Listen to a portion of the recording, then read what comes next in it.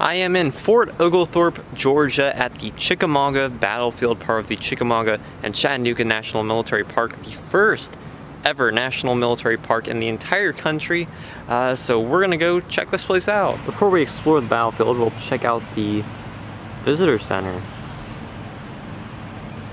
As I mentioned, this is the first official national military park, established in 1895, and just 2 years later this battlefield was used as a major training ground for troops preparing for the Spanish-American War. Now inside the main atrium of the visitor center, there are several flags of the states whose men participated in the battle.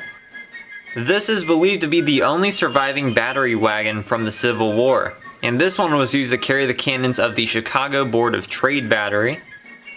This is a United Confederate Veterans Chaplain General's coat that was worn by a local Presbyterian minister, the Reverend Jonathan Waverly Bachman.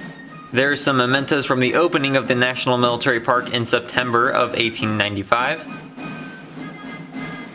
There's a mini ball that was found embedded in a tree here at Chickamauga, along with an artillery shell fragment embedded in a tree.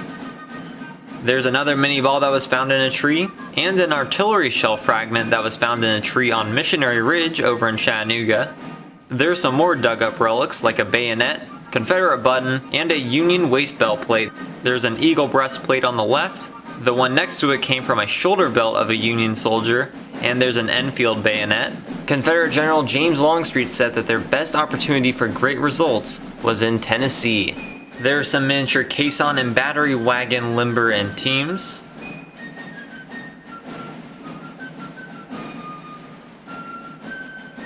This is what an officer's tent was like. This is a traveling forge. Blacksmiths would use the equipment stored in here to make on-the-spot repairs during the Union Army's treacherous journey through the mountains to get to Chattanooga. There's a Union soldier behind the breastworks, and a yelling Confederate soldier. There's a large portrait of General James Longstreet, who somewhat by accident caused the big Confederate victory here at Chickamauga for exploiting the Union's accidental hole in their battle line. That's a portrait of Union Major General George Thomas, the Rock of Chickamauga. The diorama depicts what the battle looked like here in the woods. This is a very unique relic, the painted canteen of Ambrose Remley of the famous Lightning Brigade. During the endless Confederate assaults on the 19th, they had no water for most of the day. However, Remley did survive the battle and the war. This is the Chickamauga electric map. I will say the one in Chattanooga is a lot more interesting.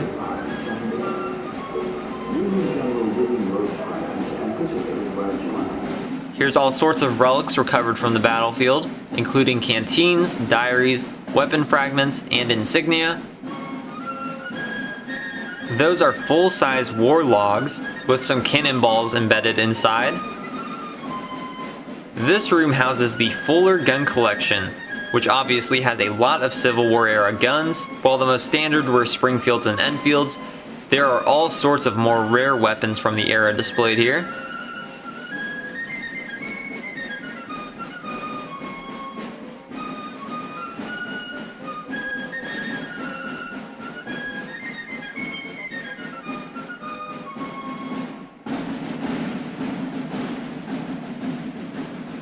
There's a bronze sword from the statue on the Illinois Monument at Missionary Ridge, and a cannonball taken off the General Lytle Monument, which stands where he fell here on the battlefield.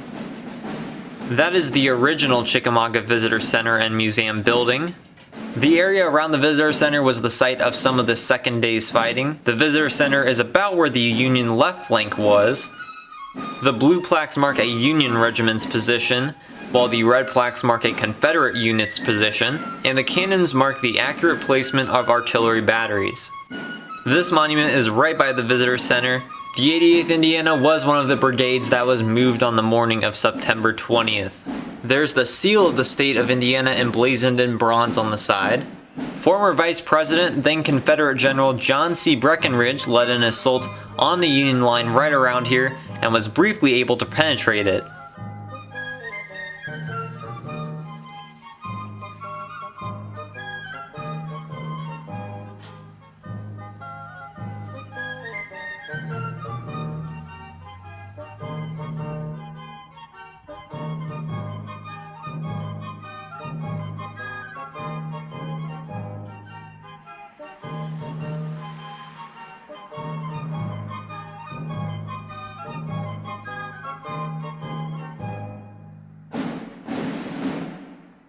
There is the Florida Monument that was built in 1912 and cost Florida $13,000. This monument marks the site where Stovall's Florida men attacked the Union left flank.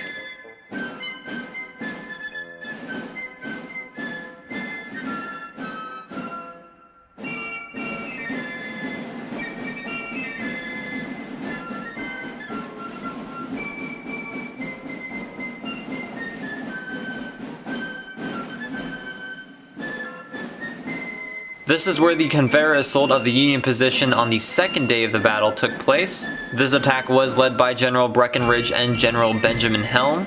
Helm's Orphan Brigade started the attack at 9:30 a.m., and despite 3 attacks, they couldn't break the Federal line.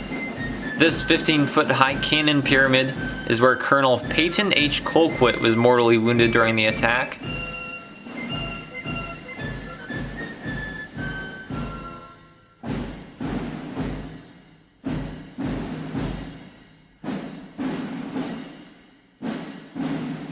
A little bit back from the main Confederate line in the woods is this monument, which marks the spot where General Benjamin Hardin Helm was mortally wounded. Helm was actually President Abraham Lincoln's brother-in-law. He married Mary Todd's half-sister. The effects of his death here were felt in the White House, as both the President and First Lady sincerely mourned his death, and Abraham particularly took it very hard as he respected Helm.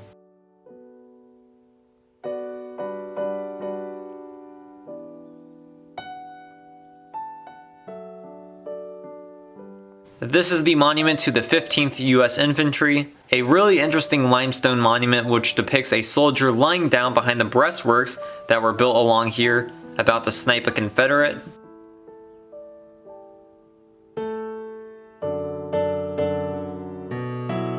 The site of the Union line has a lot of monuments alongside it, so we're going to take a look at a lot of them. For a little context and a brief history of the battle, after the Union victory at Stones River in central Tennessee, General William Rosecrans' Army of the Cumberland did a flanking maneuver in June of 1863 that essentially forced the Confederates out of Tennessee, except for the critical transportation hub of Chattanooga. The very unpopular Confederate General Braxton Bragg was in charge of the Army of the Tennessee, which had suffered significant losses during the Tennessee campaign by this point. The upside-down acorns that adorn many of these monuments along here symbolize units that were part of General George Henry Thomas's 14th Army Corps. They stood like an oak tree on Snodgrass Hill, which we'll see later. As the Chattanooga area is very mountainous, it was very difficult to get an entire army into the city, and the Confederates tried to use this terrain to their advantage. However, Rosecrans very strategically launched a column of his forces to the city from the north, which was really a decoy for over half of the army, which swung in from the south and west to disrupt the Confederate supply lines. When Bragg discovered what happened, the Confederates abandoned the city without firing a shot on September 9th. After Bragg's evacuation, he ended up trying to surprise attack these separated Union columns, along with cutting off escape routes from Chattanooga. However, subordinate leadership of the Confederate Army did not execute the orders well, and most of the Union Army was able to reunite during this time. All of this led to the big battle here at Chickamauga, 10 miles south of Chattanooga, on September 19th, 1863. That morning there was a very thick fog in these areas of the North Georgia woods that caused much confusion. The first attack of the battle involved a Federal attempt to capture a Confederate brigade, but the Confederates were relentless with their attacks, which pushed the Union troops back. This is where Colonel Edward King was killed. He was riding his horse, and when he reluctantly dismounted at the insistence of his men, he was shot in the head and killed instantly on the spot. His men of the 20th Ohio strapped his body onto a battery that belonged to the 19th Indiana, and they charged through the rebel force with his body in order to get it out of the field.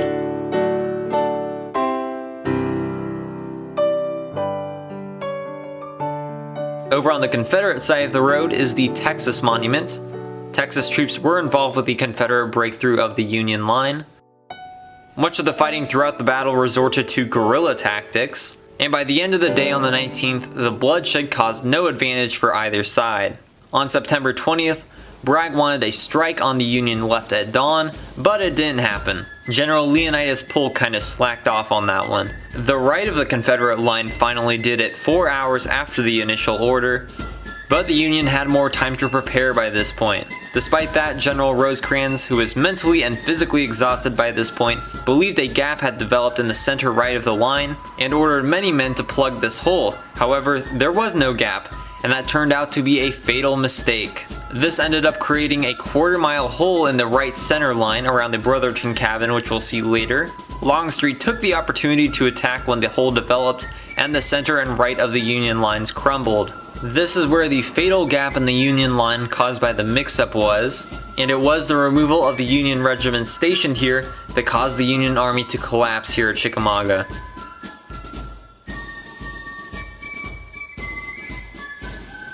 Here in the southern part of Poe Field is the Georgia State Monument. This is the tallest state monument here at the Chickamauga battlefield. It's 86 feet tall and was dedicated in 1899. The bronze color bearer on top points north towards Chattanooga. I also like the horses at the top of the column. The plaque says, "In lasting memory of all her sons who fought on this field, those who fought and lived and those who fought and died, those who gave so much and those who gave all."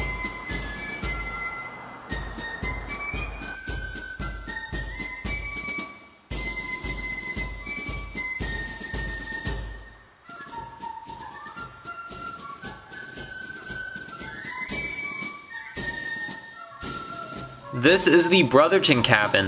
Before the battle, the family evacuated to a ravine about a mile away, and they endured hunger and the cold as the battle raged for 2 days. The Brotherton sons both served in the Confederate Army, and one of them was employed by General Longstreet as a scout during the battle. Also, 4 of their cows miraculously survived the battle. They gave their milk out to the hundreds of wounded Union and Confederate soldiers who still lie out on the field.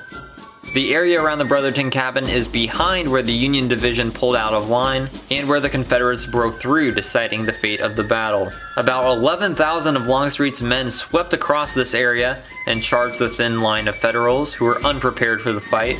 This is the site where Colonel Hans Christian Haig, a Norwegian immigrant of the 15th Wisconsin, was fatally wounded. He is the only individual honored with a memorial on the Wisconsin State Capitol grounds in Madison.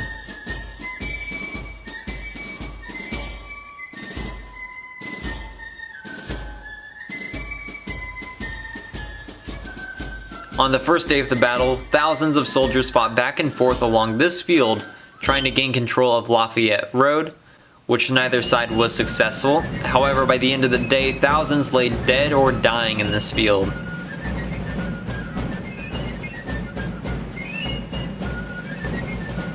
There's some wildlife here on the battlefield. There's a deer frolicking through these North Georgia woods. This is the 21st Michigan Infantry Monument. This is the largest monument in the park, the Wilder Brigade Monument.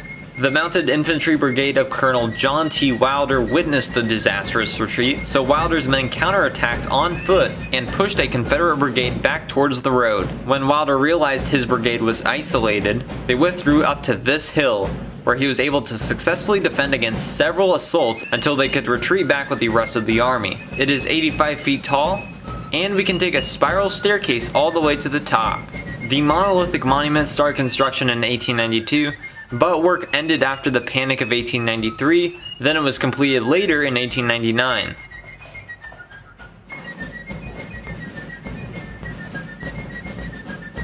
This is the area looking out to the west and the south.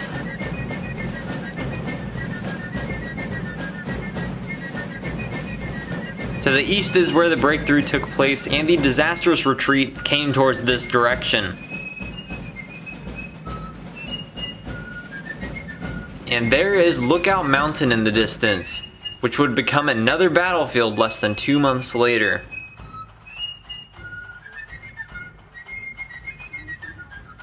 Behind the site of the Lightning Brigade's valorous stand are some more interesting monuments. I like this horse of the 1st Wisconsin Cavalry Monument. This is the Tennessee Cavalry Monument, with a statue of one of the officers on top.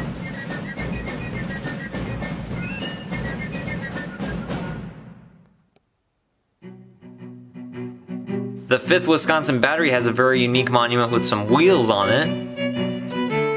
This is the site of the Union's rout after the collapse of the line. When the line shattered and they broke ranks around here, General Bushrod Johnston's Confederates burst out of the woods and attacked them here.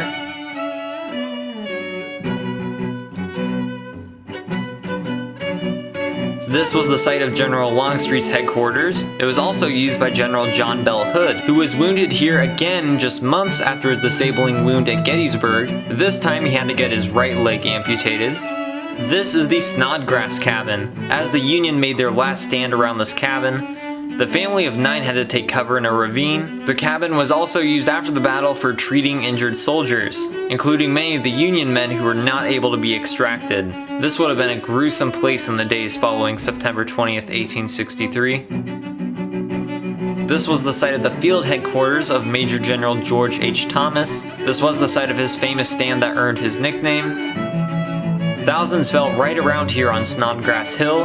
In fact, some of the war's bloodiest fighting took place right around here, as Confederates relentlessly attacked the Union troops who were trying to protect this hill. The determined stand of isolated units like Wilder's allowed for Thomas's men to build log breastworks up here, and that allowed them to fend off Confederate assaults. Then by the evening, Thomas was able to safely withdraw his men.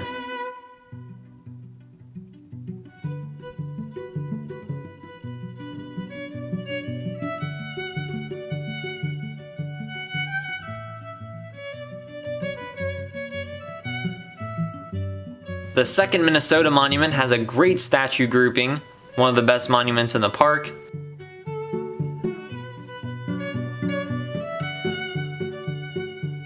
There's some more deer looking around where the battle concluded. Back behind the Snodgrass cabin in the woods is the Horseshoe Ridge, where the battle closed around 7:30 p.m. The Confederates attacked the last Union units up here, which were waiting to withdraw from the field. The last units off of Horseshoe Ridge and the bloody fields and woods of Chickamauga were Hoosiers of the 68th and 101st Indiana. By the end, 1,657 Union men were killed, over 9,000 were wounded, and 4,700 were missing or captured. 2,312 Confederates were killed here, with over 14,000 wounded, and 1,400 counted captured or missing. The Confederates did not pursue the Union Army, and Thomas's defense allowed for the rest of the army to withdraw first, and this prevented the Union Army from potential annihilation and prevented the Confederates from taking Chattanooga. Please check out my other videos, including one on Point Park, the nearby Lookout Mountain battlefield, and thanks for watching.